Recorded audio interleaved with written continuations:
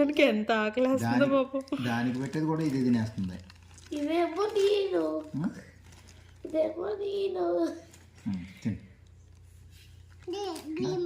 కోపం వచ్చిందంట దానికి. తిందంట చూడు చూడు, కోపం వచ్చింది దానికి.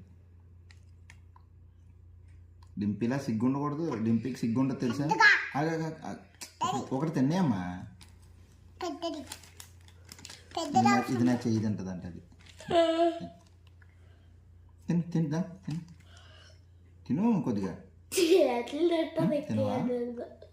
తినవా నువ్వు? కొద్ది తిను ఉండమ్మా. డింపు